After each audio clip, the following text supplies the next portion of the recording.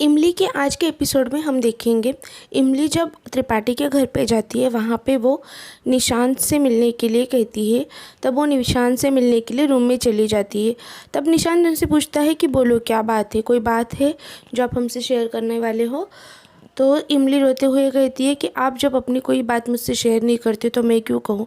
वो कहती है क्या बात है इमली, मैंने क्या नहीं बताया।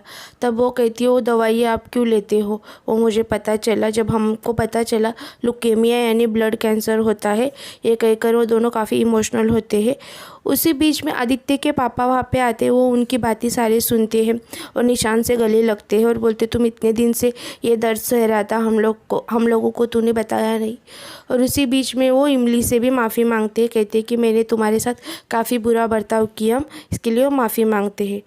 फिर वहाँ से इमली चली जाती है। जाते जाते उसे आदित्य ने दी हुई वॉच जो उसके पास रहती है, वो कहती है वॉच अभी ऐसे मुझे लगेगा ये वॉच के साथ मैं आपका वक्त बांट रही हूँ, बट वो वॉच वहाँ पे रख देती है आदित्य और मालिनी के रूम में। कहती है कि इस वॉच पे मेरा हक नहीं है।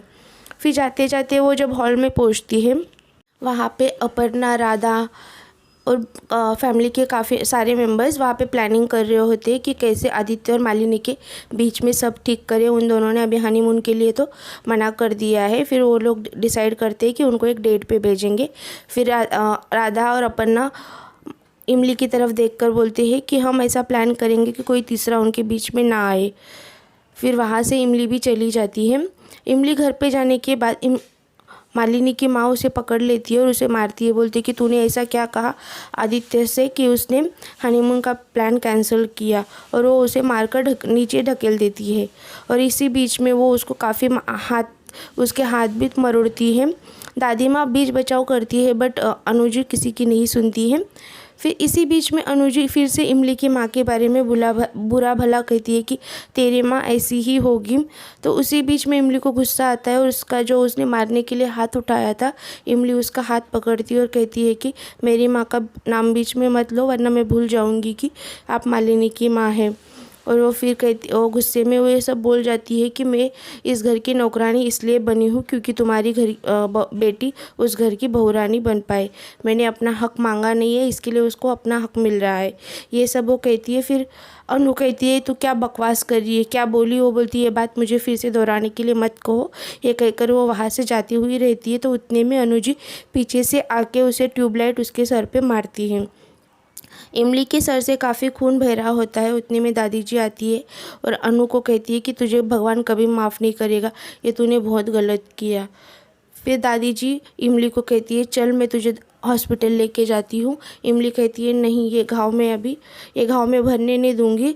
इससे मुझे ये याद दिलाता रहेगा कि मैं सह सकती हूँ, लेकिन अपमान में नहीं सह सकती। आप ऐसा वो कहती है और जाने के लिए मना करती है। इसी बीच में घर वालों ने प्लान किया होता है आदित्य और मालिनी का डेट के लिए। तो उन दोनों को घर वाले मैसेज भेजते हैं कि घर में कोई इमरजेंसी है, इस पार्क में आ जाना। फिर वहाँ पे उन दोनों जाके पहुँच जाते हैं। वहाँ पे कोई नहीं रहता, डेट प्लान की हुई रहती है। वहाँ पे एक टेबल मस्त सजाया हुआ रहता है। उतने में आदित्य मालिनी से कहता है कि ये तुमने किया है। मालिनी कहती है ऑफ कोर्स नॉट, ये मैंने नहीं किया है। आदित्य कहता है कि सॉरी मालिनी, मेरे घर वाले कुछ ज़्यादा ही हमारी लाइफ में दखल दे रहे हैं। तब मालिनी कहती है दखल नहीं दे रहे, उन लोगों को चिंता है इसके लिए। फिर वो वहाँ से जा रही होती है। बीच बीच में इमली का भी कुछ सीन दिखाया हुआ है।